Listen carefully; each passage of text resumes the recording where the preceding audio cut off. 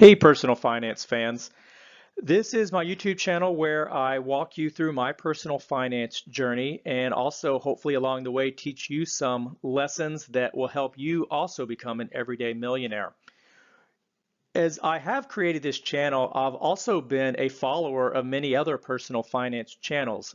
So I've been inspired and I've learned so many great things out there from fellow YouTubers.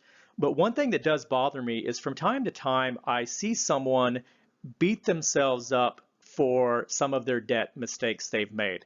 And I think it's great that they've identified they've made mistakes and they're working to correct them. But I also would caution everyone, don't beat yourself up. You can't change what happened yesterday. All you can really do is make tomorrow and the next day be better. So one, from a psychological standpoint, I would say drop that baggage and figure out how to just make it better and don't beat yourself up.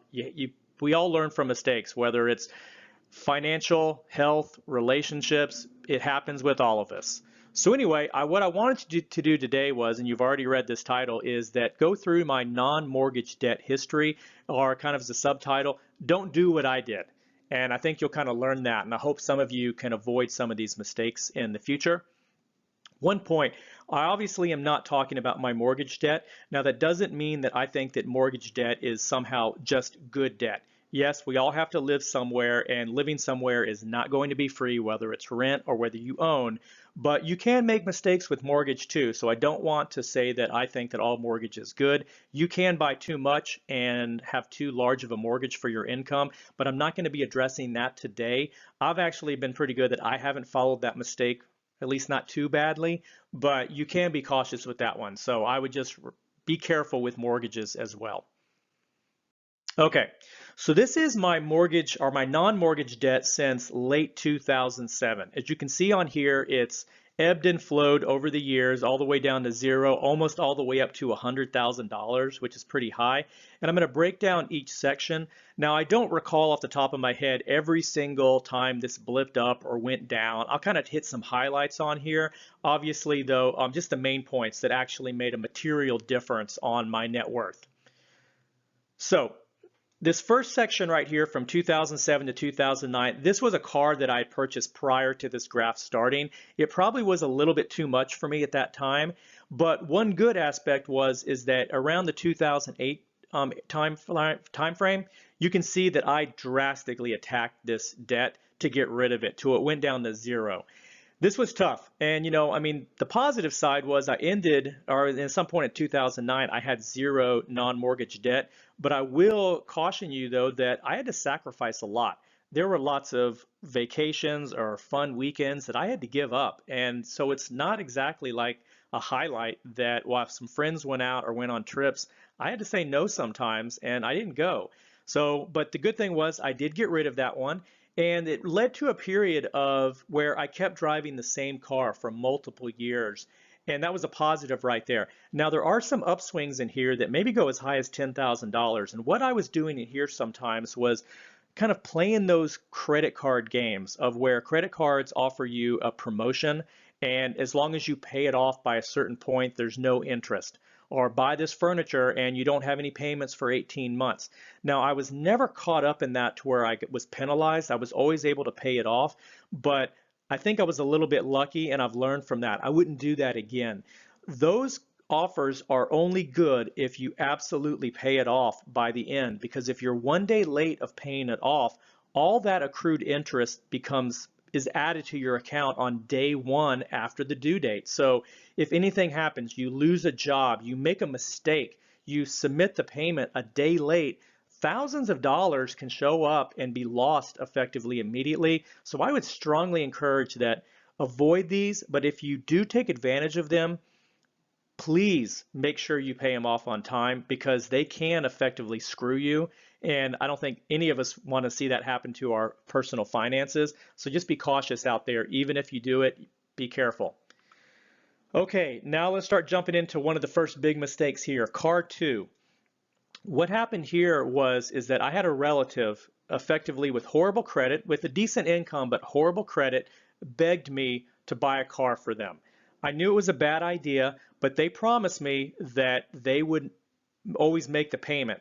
Now, I did not allow the payment to come out of their bank account because I recognized that if they didn't make the payment or something happened, it would hurt my credit. So I set it up that I was going to make the payment, they were going to pay me. Well, big spoiler alert here. When you, in a sense, offer credit to someone that has bad credit, they don't pay you. So within about 3 months of them making payments, the excuses started. I'm going to pay you a little bit late. It's, can I double up next month? And after a while, the payments just stopped. Now, I obviously could have sold that car out from underneath them, but this was a close relative. And, you know, it really harmed our relationship. I felt like I was swindled, I was cheated, and it hurt. You know, and this hurt this relationship for many years. So I'd be cautious of that. You know, it's not easy to tell someone no, but I think it's better. And really the lesson here is that if someone, a family member or a friend needs money, I've always heard this and I think it's really true. It's very true. Give them cash and treat it as a gift to them and tell them that. Here is money. I'll give it to you so you can help get out of this hole that you're in. If you want to, pay me back. And then you need to forget about that money as if it's gone. If they pay you back at some point in the future, that's like found money.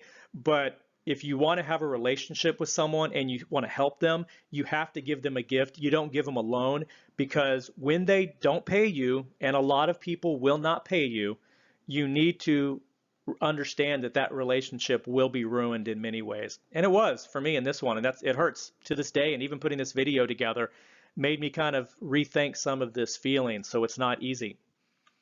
But all mistakes aren't for other people. So now let's jump ahead to the third car in this saga.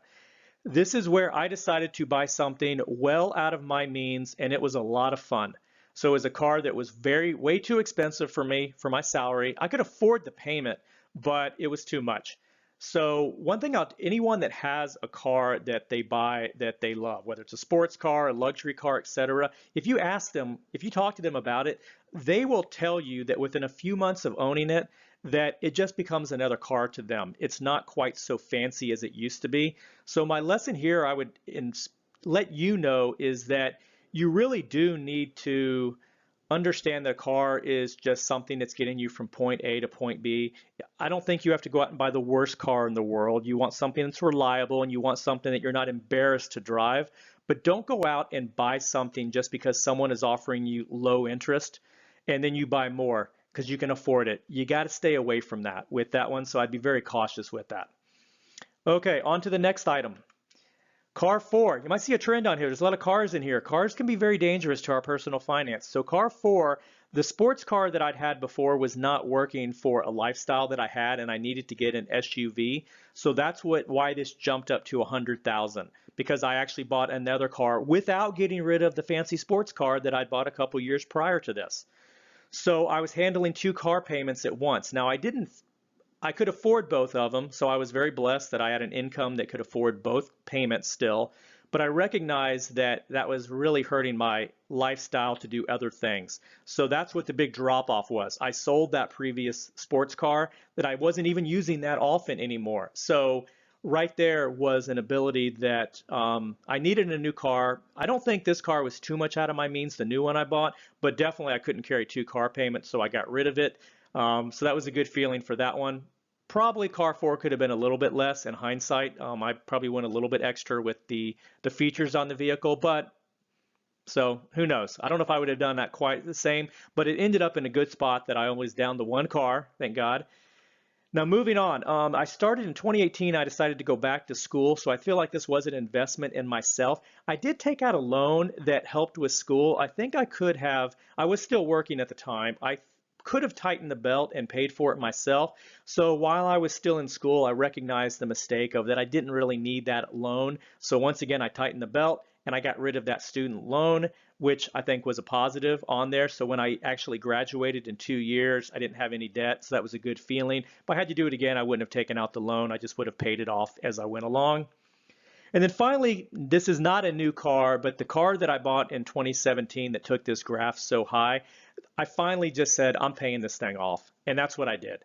So I've really, over the last year, just had a tremendous focus to get rid of that car. And as you can see on here now, my non-mortgage debt is back to zero for the first time in almost 10 years.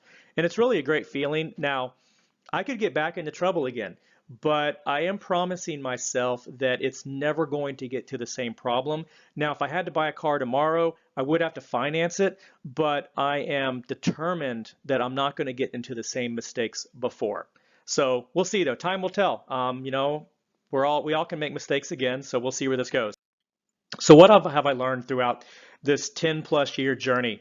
First off, buy a car below your means. Be very cautious with this, guys. You really can screw yourselves by buying too much. So be cautious with that one. And and if let's say you're taking a trip to the coast one weekend and you would love to have that convertible, and that's how you're picturing yourself driving that fancy convertible around. Well, if you're going there for the weekend, just go rent a convertible. Yes, that will be expensive to rent a car for the weekend, but I think you'll find yourself really having more fun with that for a very short period of time, and then go back to your normal car going to work. So I think that you can still enjoy life. You don't have to always have the expensive car. Be careful of credit card promotions. Those things can really hurt you in the long run. They seem like they're great offers in the short, and they can be. So you can take advantage of them, but be very cautious because a few mistakes can cost you, and some of the mistakes aren't even of your own doing. You could lose your job and then not be able to afford it to pay off the credit card promotion, and then you end up paying thousands of dollars more over the years. So be very careful with that.